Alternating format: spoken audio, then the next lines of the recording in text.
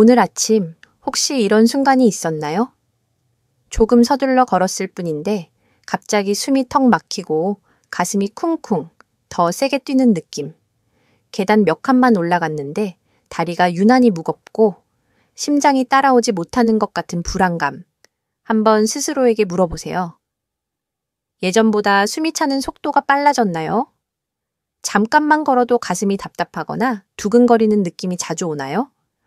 건강검진에서 혈압, 콜레스테롤 좀 조심하셔야겠어요 라는 말을 이미 여러 번 들으셨나요? 이 세 가지 중에서 하나라도 그런 것 같아요 라고 고개가 끄덕여진다면 지금 당신의 심장과 혈관은 조용히 도움을 요청하고 있을 가능성이 큽니다. 나이가 들면 심장은 단순히 나이를 먹는 것이 아니라 아주 구체적인 변화를 겪습니다. 혈관 안쪽 벽은 서서히 거칠어지고 피는 더 끈적해지기 쉽습니다. 쉽게 말해서 젊을 때는 집안의 수도관이 반질반질해서 물이 잘 흘렀다면 지금은 안쪽에 조금씩 녹과 찌꺼기가 끼면서 물살이 약해지는 상태라고 생각하시면 됩니다. 조용하지만 무서운 사실 하나를 먼저 말씀드릴게요. 우리나라에서 심장병 뇌혈관 질환은 항상 사망 원인 상위권을 차지합니다. 겉으로 멀쩡히 지내다가도 갑자기 숨이 막히고 가슴 통증이 오고 쓰러져 병원에 실려가는 분들 중 상당수가 이미 그 전부터 혈관이 오랫동안 서서히 막혀오고 있었던 경우가 많습니다. 갑자기가 아니라 사실은 오래된 이야기였던 거죠. 진료실에서 배웠던 한 70대 어르신이 떠오릅니다.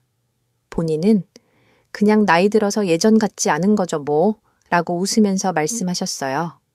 하지만 계단을 2층만 올라가도 심장이 너무 빨리 뛰고 밤에 잠들기 전에 가슴 두근거림이 자주 느껴졌습니다.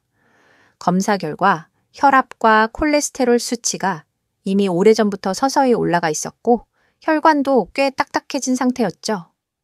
왜 아무도 심각하다고 말해주지 않았냐고 하셨지만 사실 몸은 오래전부터 여러 번 신호를 보내고 있었습니다. 그렇다고 해서 네토스트 너무 두려워하실 필요는 없습니다. 좋은 소식은 심장과 혈관도 관리하면 다시 젊어지는 힘을 어느 정도 가지고 있다는 사실이에요.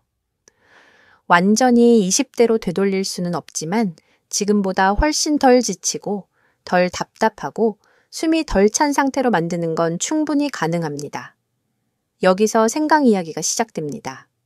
생강은 우리가 평소 반찬이나 김치에 그냥 곁다리로 들어가는 재료라고 생각하기 쉽지만 의학적으로 보면 혈액순환과 염증 완화에 관여하는 여러 성분을 가지고 있습니다.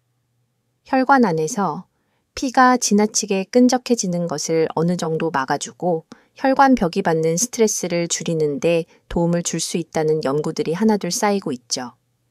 물론 생강 한 조각이면 막힌 혈관이 싹 다 뚫린다. 같은 말은 의사인 제가 봤을 때 너무 과장된 표현입니다. 하지만 매일 일정한 양을 몸에 맞는 방법으로 꾸준히 먹으면 피가 흐르는 환경을 조금씩 더 편안하게 만들어줄 수 있다는 점은 꽤 의미가 있습니다. 생각해 보세요. 수도관이 완전히 막히기 전에 미리미리 안쪽 찌꺼기가 덜 끼게 관리한다면 얼마나 좋을까요? 심장도 마찬가지입니다. 완전히 막힌 뒤에 응급실에서 싸우는 것보다 지금 이 순간 식탁에서 조금씩 환경을 바꾸는 편이 훨씬 안전하고 또 어르신 입장에서도 부담이 적습니다. 오늘 이야기의 핵심은 거창한 변화가 아닙니다.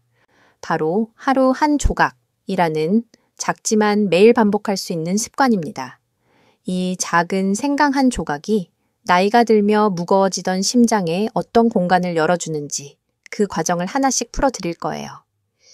특히 오늘 영상 끝까지 함께 해주시면 생강을 하루에 어느 정도, 언제, 어떤 형태로 먹어야 도움이 되는지, 그리고 많은 분이 잘못 알고 있는 위험한 생강 습관 3가지는 무엇인지까지 구체적인 비율 시간 주의점을 정리해서 드릴 거예요. 정말 한 조각으로 뭐가 달라질까? 라는 질문을 마음속에 살짝 품으신 채 이제 다음 이야기를 함께 이어가 보실까요? 아마 이렇게 궁금하실 겁니다. 선생님, 도대체 한 조각이 어느 정도예요? 내 손 기준인가요? 칼 2번 썬 건가요? 우리가 흔히 말하는 한 조각이라는 표현은 너무 애매합니다. 그래서 의학 연구에서는 보통 생강의 양을 그램으로 표현해요. 일반적으로 건강한 성인의 경우 하루 최고 안팎의 생강은 대부분 안전한 범위로 여겨집니다. 얇게 썬 동전 한두 개 정도 혹은 작은 마늘 2쪽 정도의 부피라고 생각하시면 조금 이해가 쉬우실 거예요. 여기서 첫 번째 중요한 사실이 있습니다. 많으면 많을수록 좋은 게 아니라는 점이에요.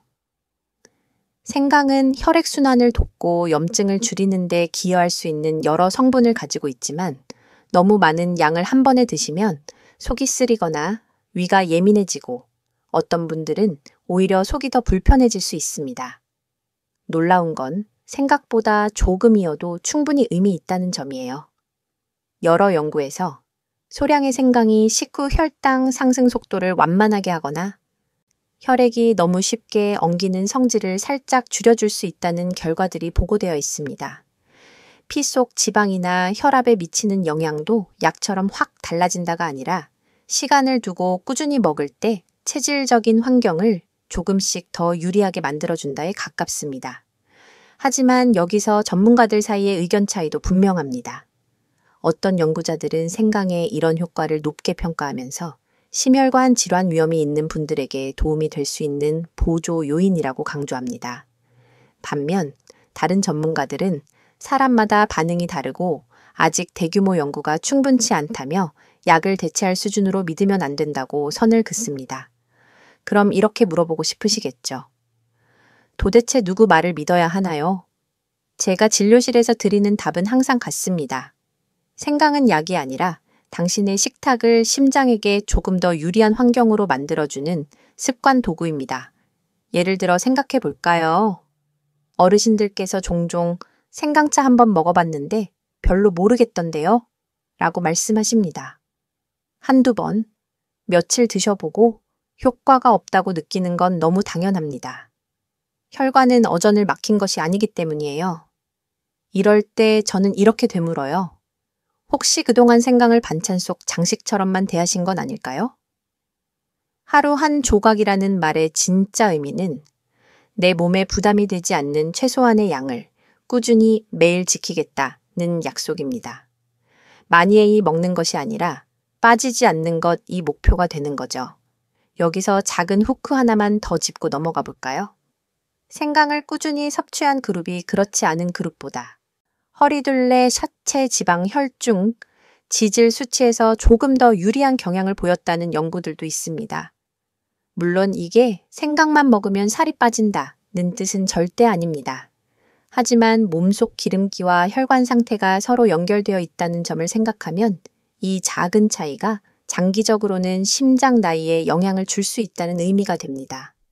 이쯤에서 잠깐 스스로에게 다시 물어보세요. 나는 생강을 지금까지 약간의 양념으로만 살아오지 않았나? 내 심장을 위해 오늘부터 딱 하루 한 조각을 진짜 습관으로 만들어 볼 용의가 있을까? 조금 더 구체적인 그림이 필요하시죠? 그래서 다음 이야기에서는 그 생강 한 조각이 우리 혈관 속에서 정확히 어떤 일을 하는지, 피는 어떻게 덜 끈적해지고 혈관은 어떻게 숨을 돌리게 되는지 눈에 보이지 않는 변화를 하나하나 풀어드리겠습니다. 그러니 정말 그 정도로 도움이 될까 하는 의심은 잠시만 옆에 두시고 조금만 더 함께 걸어가 보실래요? 이제 조금 더 안쪽으로 들어가 보겠습니다. 생강 한 조각이 입에서 목을 지나 위장으로 내려간 뒤 정말 우리 몸 안에서는 어떤 일이 벌어질까요? 생강에는 대표적으로 진저롤, 긴게롤, 쇼가올 같은 성분이 들어 있습니다. 복잡한 이름이지만 간단히 말하면 이 성분들이 몸 안의 염증 반응을 줄이는 데 도움을 줄 수 있고 피가 너무 쉽게 서로 달라붙어 엉기는 성질을 완화하는 데도 일정 부분 관여한다고 알려져 있습니다. 우리가 먹는 음식과 스트레스, 움직임 부족이 겹치면 혈관 안쪽 벽에 아주 미세한 상처들이 생기고 그 자리에 지방과 염증 세포들이 달라붙기 시작합니다. 이 과정이 반복되면 혈관은 점점 두꺼워지고 안쪽 통로는 좁아지죠. 심장은 더 강하게, 더 빨리 피를 밀어 올려야 하고 결국 숨이 차고 가슴이 답답해지는 순간들이 잦아집니다. 생강의 한겸 효과는 이 미세한 상처와 염증의 연쇄 반응을 조금이라도 억제해주는 쪽에 가깝습니다. 또 혈소판이 과도하게 엉겨서 피가 너무 끈적해지는 걸 막아주는 방향으로 작용할 수도 있습니다. 이걸 쉽게 비유해 볼까요? 기름기 많은 팬을 설거지할 때를 떠올려 보세요. 물만 부으면 기름이 둥둥 떠다니고 잘 안 지워지죠.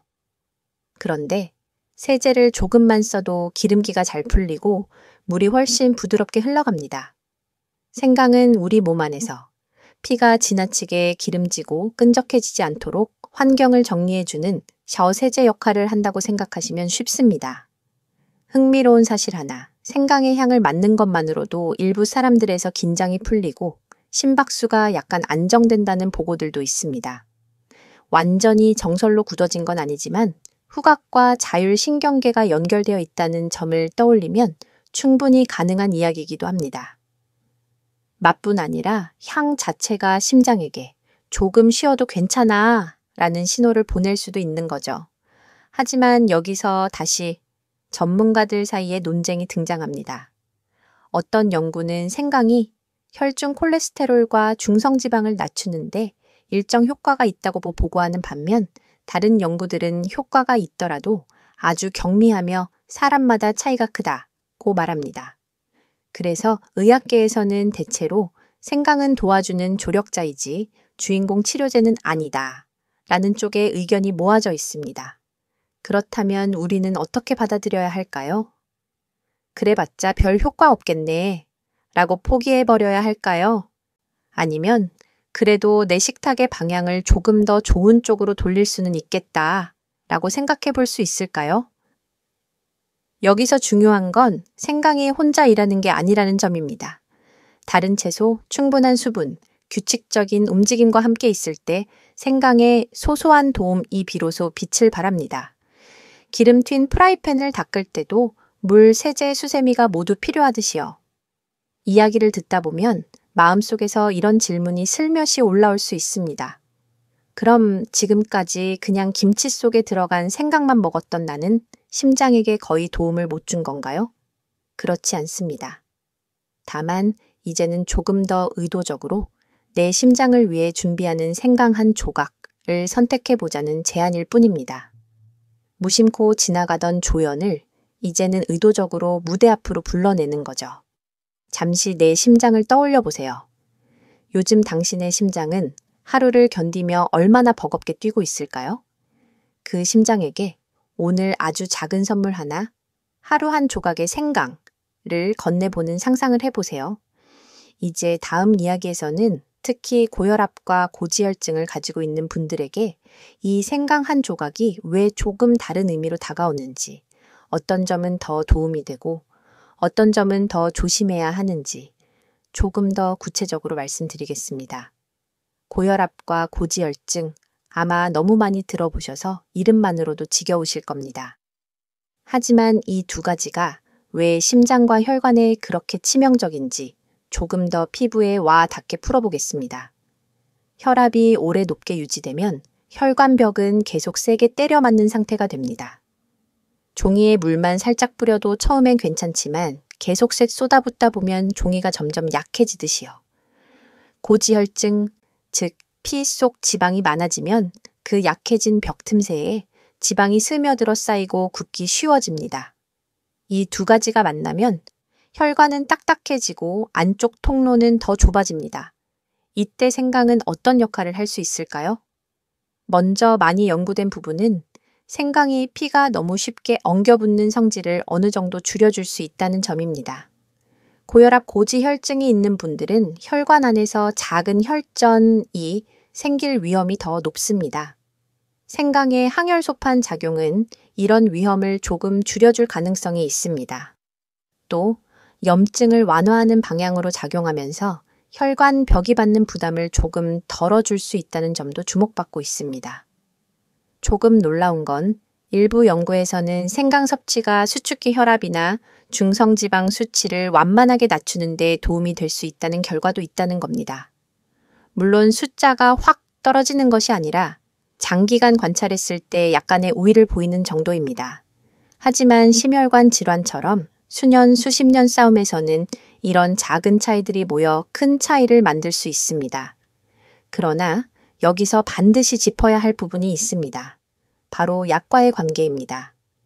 고혈압 약, 콜레스테롤 약, 혈전 예방약을 드시는 분들은 이미 혈관을 보호하기 위해 강력하고 직접적인 치료를 받고 계신 겁니다.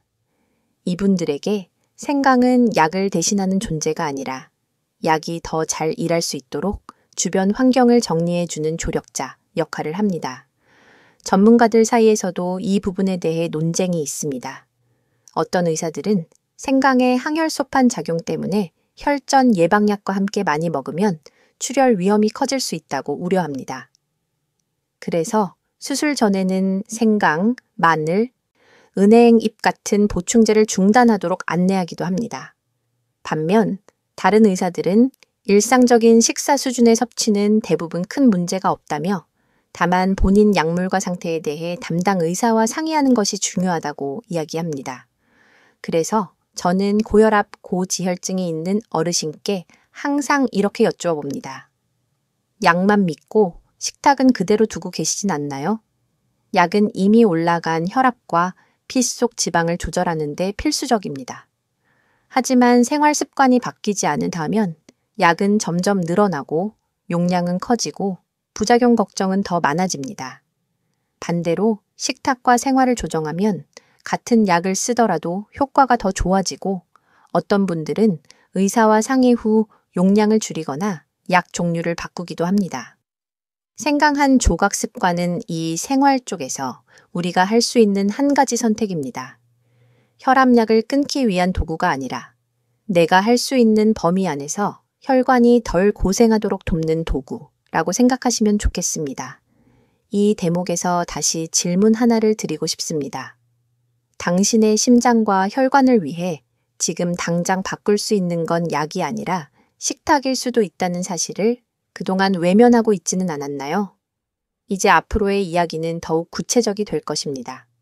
어떤 시간대에 어떤 형태의 생강을 어느 정도 양으로 어떤 음식과 함께 먹어야 고혈압, 고지혈증이 있는 분들에게 부담은 줄이고 도움은 극대화할 수 있는지, 그리고 어떤 경우에는 이 정도면 생강을 잠시 쉬는 게 낫겠습니다. 라고 말씀드려야 하는지까지 하나하나 짚어드리겠습니다. 조금씩 그림이 그려지시나요? 그렇다면 다음 부분에서 아침 vs 저녁, 생강의 차이와 실제 루틴으로 만드는 방법을 이어서 들어보세요. 당신의 심장이 오늘보다 내일, 내일보다는 한 달 뒤 조금 더 편안해지는 길, 함께 찾아가 보겠습니다. 이제 많은 분들이 가장 궁금해하시는 부분으로 들어가 볼게요. 생강은 아침에 먹어야 하나요? 저녁에 먹어야 하나요? 우리 몸에는 24시간 리듬, 즉 생체시계가 있습니다. 혈압, 맥박, 호르몬, 소화 기능이 시간대에 따라 조금씩 달라지죠. 대부분의 사람은 아침에 혈압과 맥박이 서서히 올라가기 시작해서 오전과 낮에 가장 활발하게 움직이고 저녁으로 갈수록 서서히 내려옵니다. 그래서 아침 시간대의 생강은 잠자던 몸을 깨우면서 혈액순환의 시동을 살짝 더 부드럽게 걸어주는 역할에 가깝습니다. 특히 밤새 거의 움직이지 않다가 갑자기 일어났을 때 혈압이 출렁이거나 어지러운 분들은 따뜻한 물에 얇게 썬 생강 한 조각을 넣어 천천히 마시는 것만으로도 몸이 오늘 하루를 시작할 준비를 하는 데 도움을 받을 수 있습니다. 반대로 저녁의 생강은 조금 더 섬세한 접근이 필요합니다. 일부 연구에서는 생강이 소화를 촉진하고 속이 더부룩한 느낌을 줄여줄 수 있다고 보고합니다.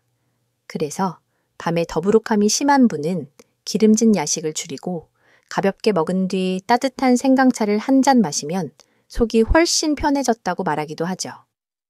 그런데 여기서 의외의 사실이 하나 있습니다.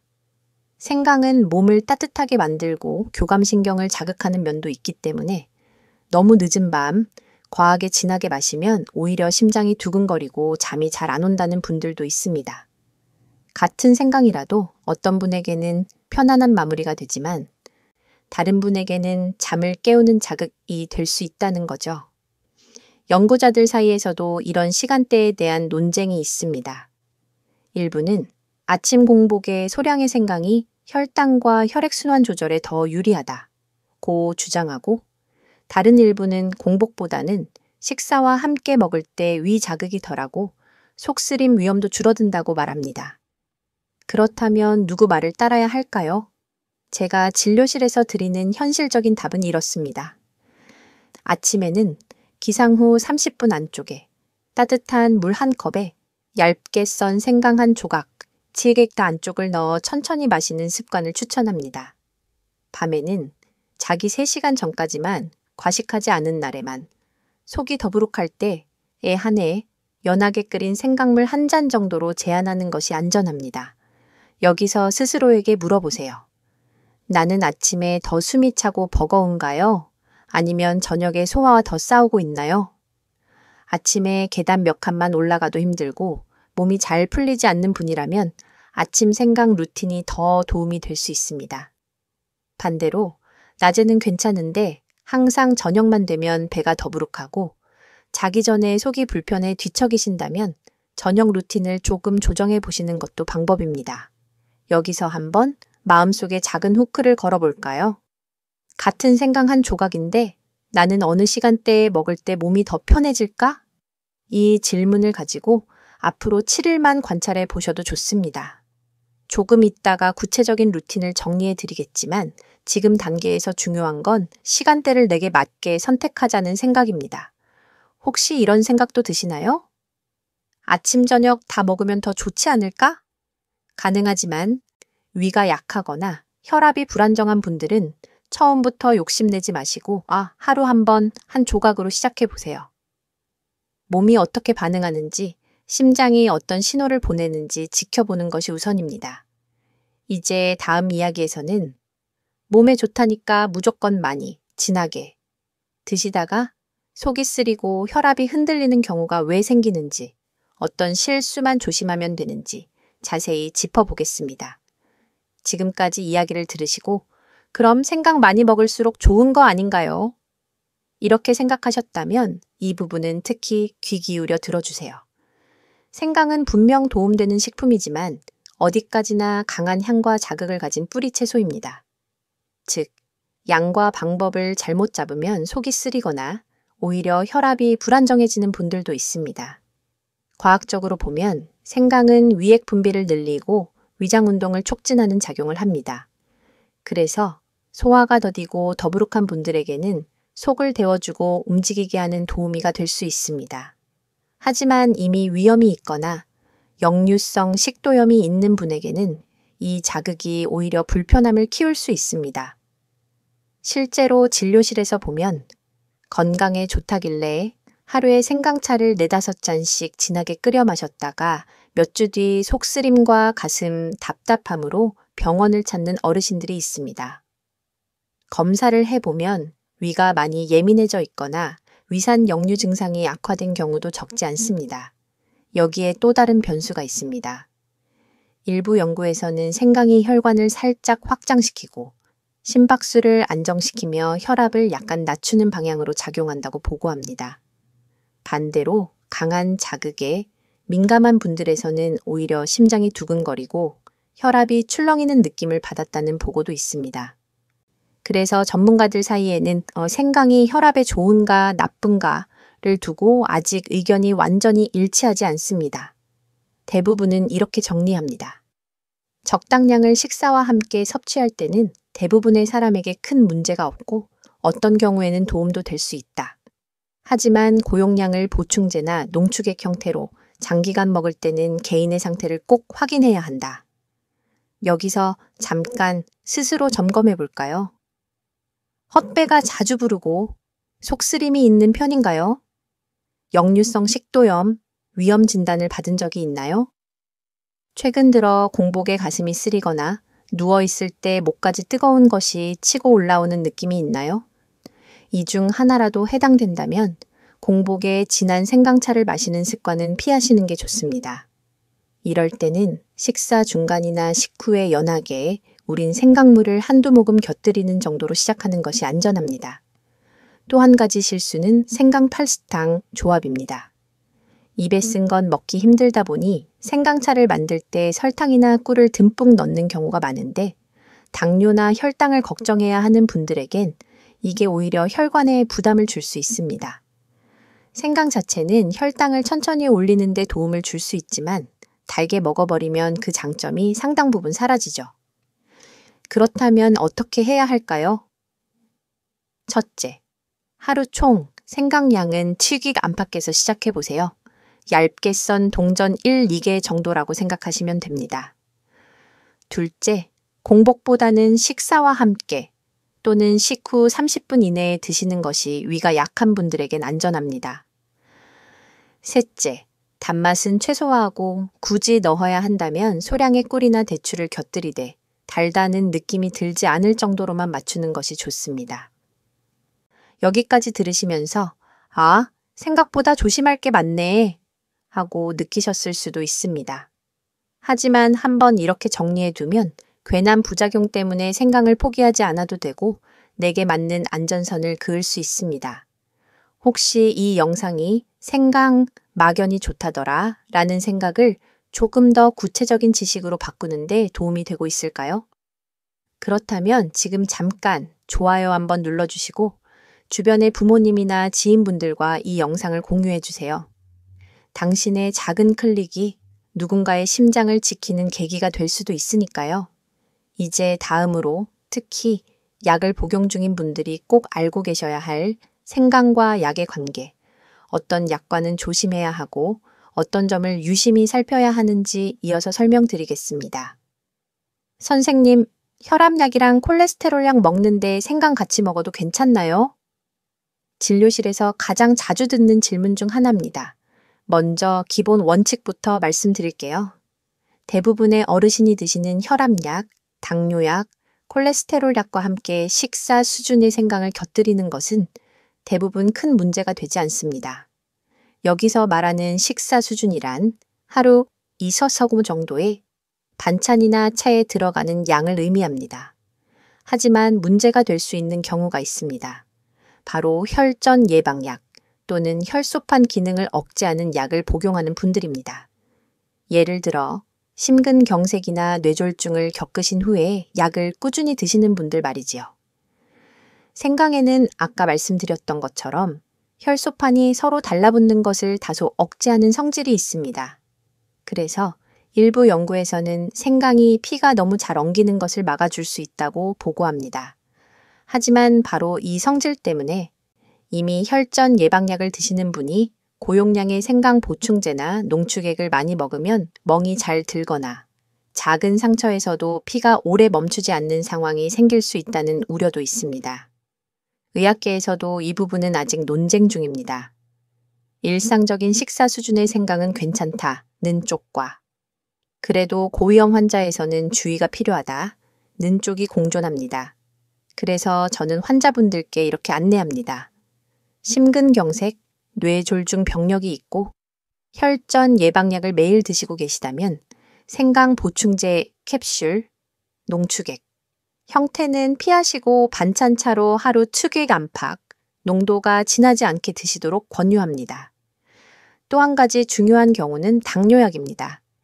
일부 연구에서 생강이 식후 혈당 상승을 완만하게 만드는 데 도움이 될 수 있다고 보고하면서 당뇨에 좋다는 말이 널리 퍼졌습니다.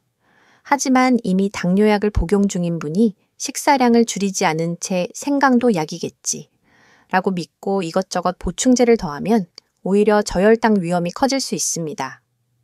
혹시 최근에 이런 경험이 있지 않으신가요? 식사 후 갑자기 식은땀이 나고 손이 떨리고 머리가 멍해지며 무언가 달콤한 것이 당긴 적이 있다면 저혈당의 신호일 수 있습니다. 이럴 때는 생강 때문인지 약 때문인지 식사 패턴 때문인지 헷갈리기 쉽습니다. 그래서 새롭게 생강 섭취를 시작하실 때는 반드시 다음을 지켜주세요. 처음 1일 2주는 생강량을 적게 규칙적으로 유지하고 혈압과 혈당을 집에서 자주 체크해 보며 변화가 있으면 기록해 두었다가 다음 진료 시 의사에게 꼭 보여주세요. 마지막으로 수술이나 시술이 예정되어 있는 분들도 중요합니다.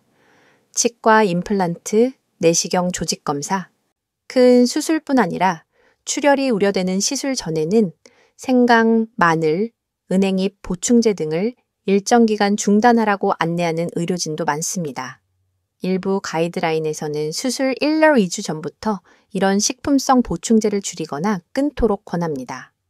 하지만 이 또한 보충제 수준에 대한 이야기이지 반찬에 들어간 가느다란 생강채까지 모두 중단하라는 뜻은 아닙니다. 그래도 헷갈리실 수 있죠. 그래서 기억해 두시면 좋은 한 문장. 새로운 건강 습관을 시작할 때는 반드시 내가 먹는 약과의 관계를 담당 의사에게 한 번쯤 물어본다.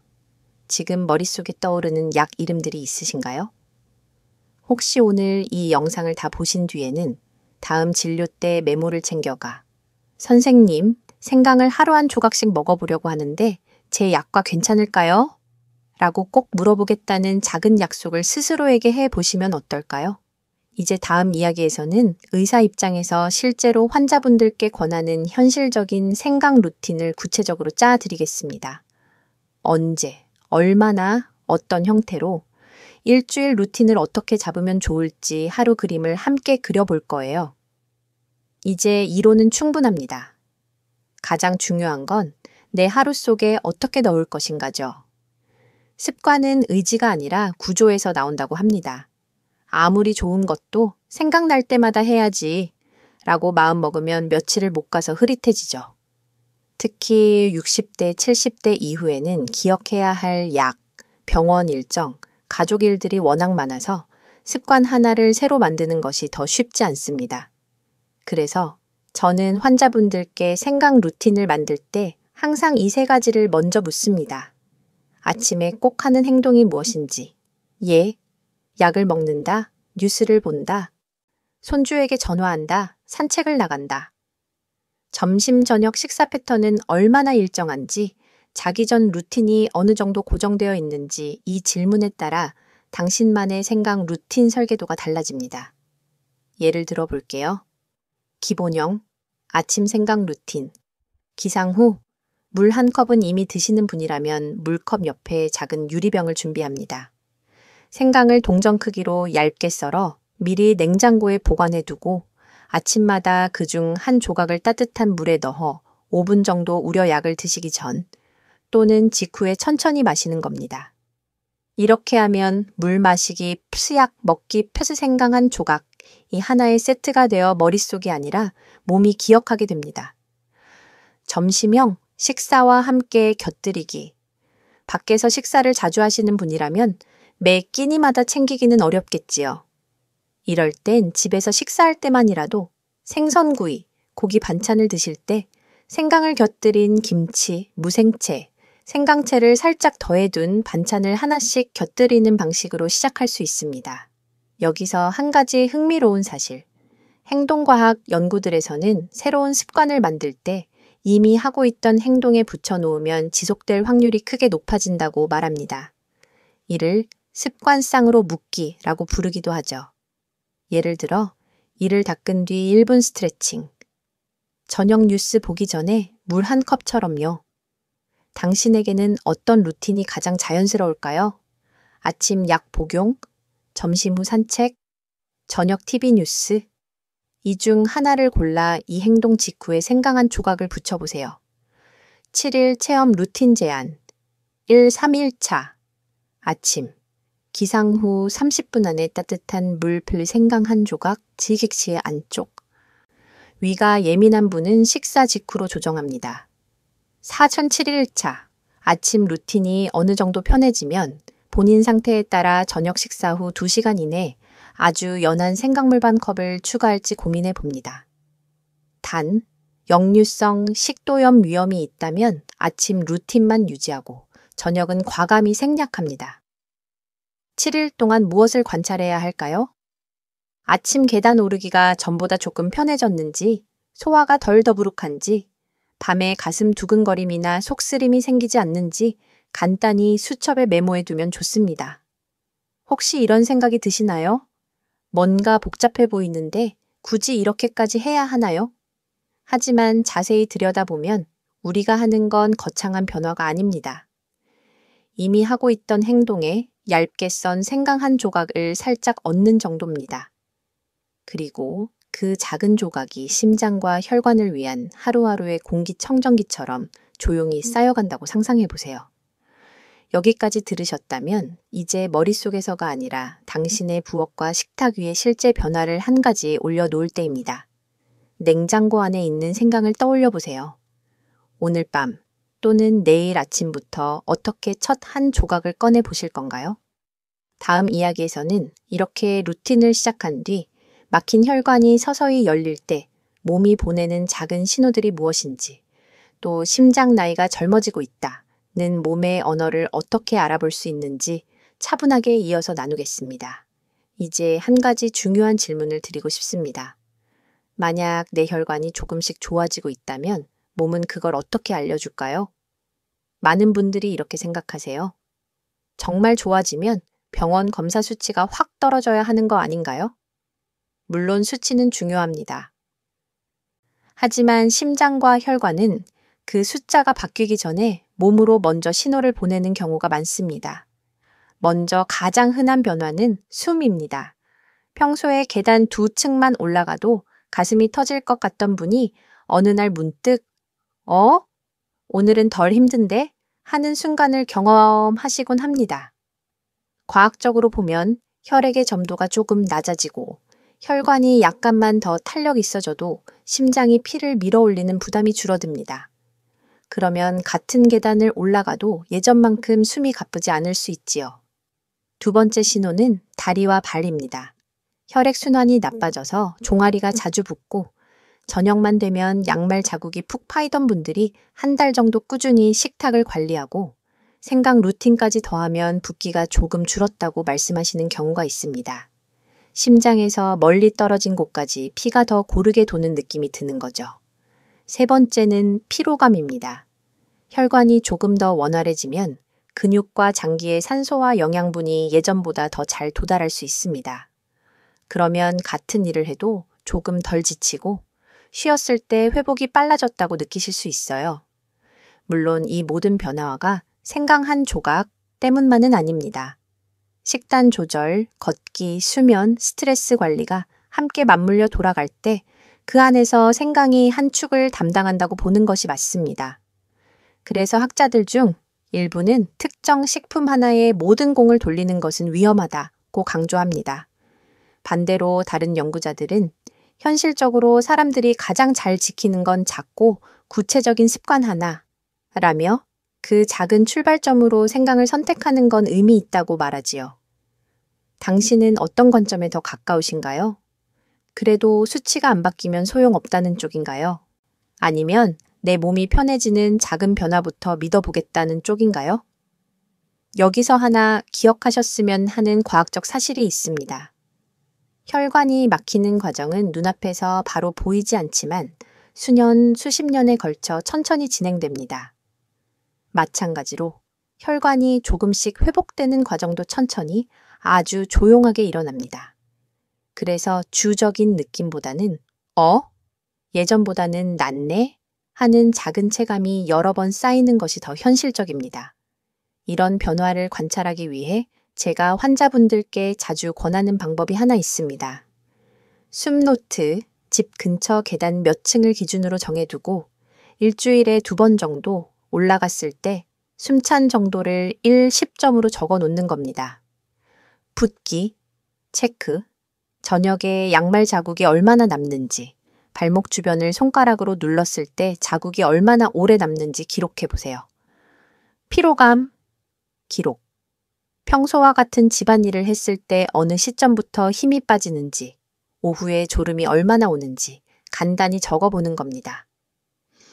이 노트들을 4주, 8주 쌓아보면 생각보다 분명한 패턴이 보이기도 합니다. 검사 수치는 6개월에 한 번 보는 경우가 많지만 몸의 느낌은 매일 확인할 수 있으니까요. 혹시 지금 이 순간 당신 몸이 이미 보내고 있던 조금은 괜찮아지고 있어요 라는 신호를 그동안 너무 바빠서 놓치고 있었던 건 아닐까요?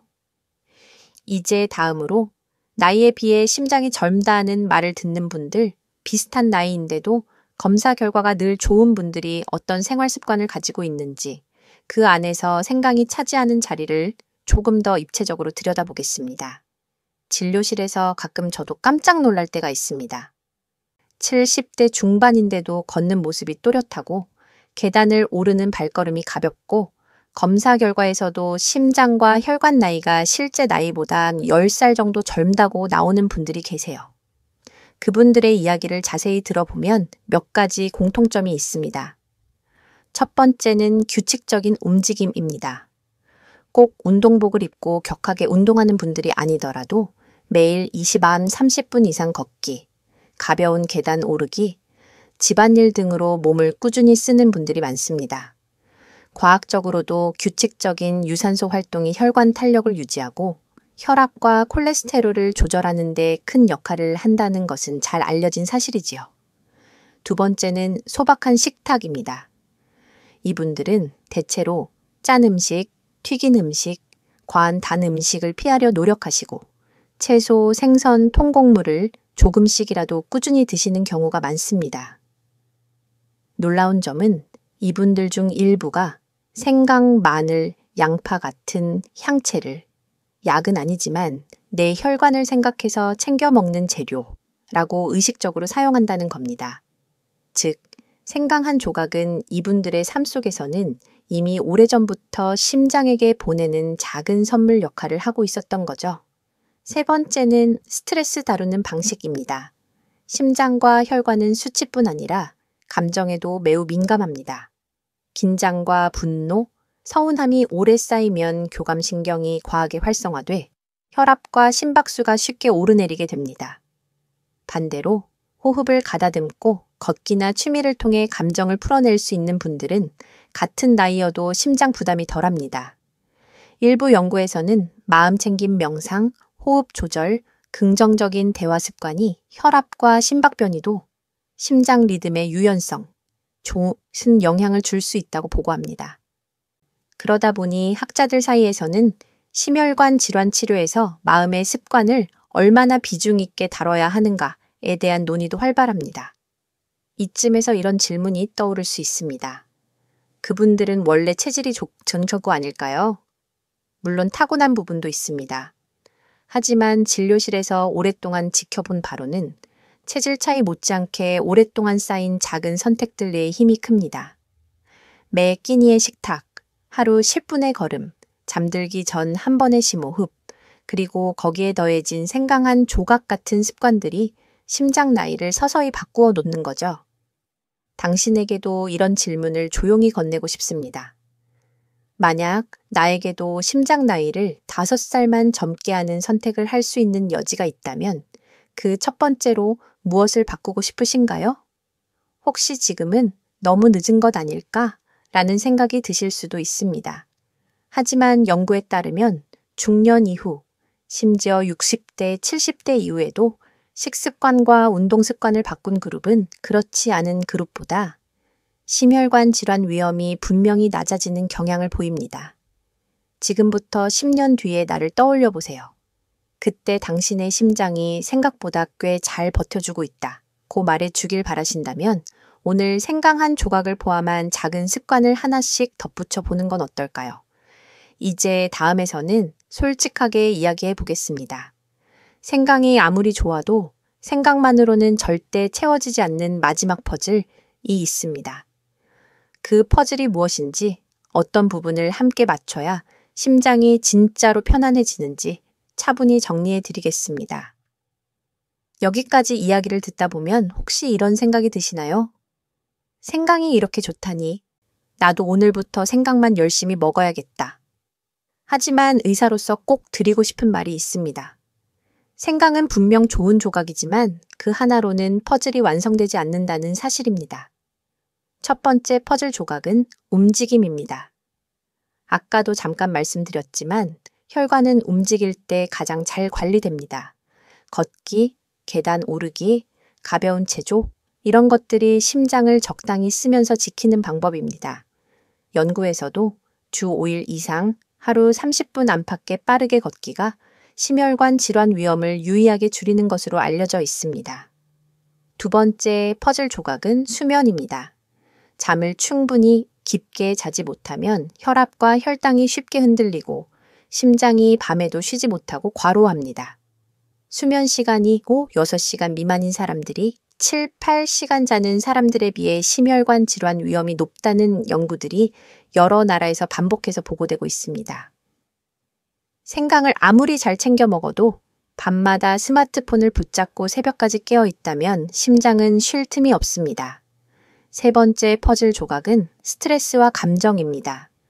마음이 계속 긴장 상태에 머물러 있으면 혈관은 늘 조금씩 조여진 상태가 되고 혈압이 쉽게 올라갑니다. 학자들 사이에서는 심장병은 단순히 혈관의 병이 아니라 삶의 방식 전체와 연결된 질환이라는 말이 나올 정도입니다. 그래서 최근에는 운동 식단과 더불어 마음 챙김, 호흡 훈련, 심리 지원을 치료에 포함시키려는 시도가 늘고 있습니다. 네 번째 퍼즐 조각은 관계와 소통입니다. 의외일 수도 있지만 고립되고 외로운 삶은 심장에 큰 부담을 줍니다. 반대로 가족, 친구, 이웃과의 따뜻한 소통은 우울감과 스트레스를 줄이고 심장을 보호하는 방향으로 작용할 수 있습니다. 웃을 일이 생기는 삶 자체가 하나의 치료인 셈이지요. 이 네 가지 퍼즐 위에 생강 한 조각이 얹힐 때 비로소 그림이 완성에 가까워집니다. 생각해 보세요. 잠들기 전 스마트폰을 끌어두고 10분만 더 일찍 자는 것, 엘리베이터 대신 하루 한 번 계단을 선택하는 것, 소금, 설탕, 기름을 한 숟가락 덜어내는 것, 그리고 아침물 한 잔에 생강 한 조각을 올려두는 것. 이 네 가지는 거대한 결심이 아니라 내가 오늘 바로 할 수 있는 선택들입니다. 혹시 지금까지 건강을 지키는 일은 병원에서 약으로, 검사 수치로만 결정된다고 느껴오시지는 않았나요? 그렇다면 오늘 이 영상을 계기로 시선의 방향을 조금 바꿔보셨으면 합니다. 내 심장을 지키는 가장 강력한 사람은 결국 나 자신이라는 사실을요. 생강은 그 여정에서 당신 손에 쥐어진 작은 도구 중 하나입니다. 도구 하나로도는 집을 짓지 못하지만 그 도구 없이는 집을 완성할 수 없을 때도 있지요. 이제 마지막으로 오늘 들으신 모든 이야기를 당신의 하루로 옮겨놓는 시간입니다. 오늘 밤 냉장고에서 생강을 꺼내 하루 한 조각 약속을 어떻게 시작할지 구체적인 그림을 함께 그리며 따뜻하게 마무리해 보겠습니다. 이제 다시 당신의 오늘 하루를 떠올려 볼까요? 아침에 눈을 뜨고 부엌으로 걸어 나와 물 한 잔을 마셨나요? 아니면 그냥 허둥지둥 식탁을 지나쳐 버리셨나요? 낮 동안 몇 번이나 숨이 가빠졌고 몇 번이나 힘들다 라는 말을 무심코 내뱉으셨나요? 그리고 지금 하루를 마무리하는 이 시간에 당신의 심장은 어떤 표정을 짓고 있을까요? 의사인 저는 수많은 심장과 혈관을 검사 수치와 영상으로 바라보지만 언제나 마음속에는 한 가지 그림이 함께 떠오릅니다. 숨이 찬 계단 위에서 난간을 붙잡고 잠시 쉬어가는 어르신, 밤에 가슴이 두근거려 불을 켜고 앉아있는 할머니, 검사 결과지를 받아들고 이제 어떡하죠? 라고 묻는 환자분의 표정. 그리고 생활을 조금씩 바꾸며 몇 달 뒤에 다시 오셔서는 선생님, 예전보다는 많이 괜찮아졌어요. 라며 수줍게 웃으시는 얼굴들. 오늘 당신과 나눈 하루 한 조각의 생강 이야기는 사실 생강 그 자체보다 당신 삶의 방향에 대한 이야기였습니다. 우리가 함께 정리한 것들을 잠깐 되짚어 볼까요? 나이가 들면 혈관 안쪽 벽은 서서히 거칠어지고 피는 더 끈적해지기 쉽다는 것. 생강 속 성분들이 염증과 혈액의 끈적임을 줄이는데 작은 도움을 줄 수 있다는 것. 하지만 생강은 약이 아니라 어디까지나 습관을 돕는 도구라는 것. 고혈압, 고지혈증이 있는 분들에겐 약을 대신하는 존재가 아니라 약이 더 잘 일할 수 있도록 주변 환경을 정리해주는 조력자라는 것. 위가 약하거나 약을 드시는 분들은 양과 시간, 형태를 조심해야 한다는 것. 그리고 무엇보다 생각만으로는 퍼즐이 완성되지 않고 움직임, 수면, 마음 관계가 함께 맞춰져야 심장이 진짜로 편안해진다는 것. 이 모든 이야기를 한 문장으로 요약하면 이렇게 말할 수 있습니다. 당신의 심장은 당신이 매일 반복하는 작은 선택들의 합이다. 그렇다면 오늘 이 순간부터 어떤 선택을 곁들여 보고 싶으신가요? 지금 냉장고 속 생강을 떠올려 보세요. 어쩌면 이미 오래전부터 김치 한 쪽, 반찬 한 칸 속에 조용히 숨어 있었을지도 모릅니다. 오늘 밤 그 생강을 꺼내 조금 정성스러운 눈으로 바라봐 주세요. 흐르는 물에 살살 씻고 얇게 동전 모양으로 썰어 작은 유리병에 담아 두어도 좋습니다. 내일 아침에 나에게 건네줄 심장을 위한 작은 선물 상자라고 생각하면서요. 그리고 이렇게 마음속으로 조용히 약속해 보세요. 오늘부터 7일 동안 나는 아침마다 생강 한 조각을 내 심장에게 선물하겠습니다.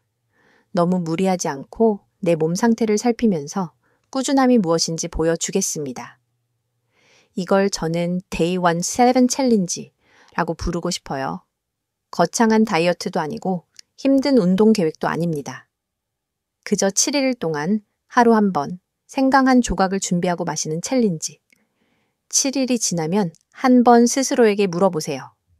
아침에 몸이 조금은 더 잘 풀리는지, 계단 오를 때 숨이 예전보다 덜 찬지, 속이 덜 더부룩한 날이 많아졌는지, 그리고 가능하다면 혈압이나 혈당도 집에서 한두 번 재보세요. 큰 변화가 아니어도 괜찮습니다. 중요한 건 당신이 내 심장을 위해 행동하기 시작했다는 사실입니다. 혹시 이 영상이 당신에게 그런 첫걸음을 내딛게 하는 작은 계기가 되었나요? 그렇다면 당신의 경험을 들려주세요. 댓글에 생강을 어떻게 드셨는지, 7일 동안 어떤 변화가 있었는지, 궁금한 점이나 어려웠던 점은 무엇이었는지 자유롭게 남겨주세요. 다른 분들의 이야기와 함께 나누면 당신의 심장은 혼자가 아니라는 걸 더 깊이 느끼실 수 있을 거예요. 또 이 영상이 떠오르는 분이 있다면 부모님, 형제자매, 친구분들께 가볍게 공유해 주세요. 당신의 작은 손짓이 누군가의 심장을 지키는 큰 선물이 될 수 있습니다. 마지막으로 앞으로도 이런 심장 혈관 이야기를 꾸준히 듣고 싶으시다면 좋아요, 구독, 알림 설정도 잊지 마세요. 당신이 남겨주시는 작은 반응 하나하나가 저에게는 계속 곁에서 함께 걸어가도 좋다는 따뜻한 신호가 됩니다. 지금 이 순간 당신의 심장이 조용히 뛰고 있습니다.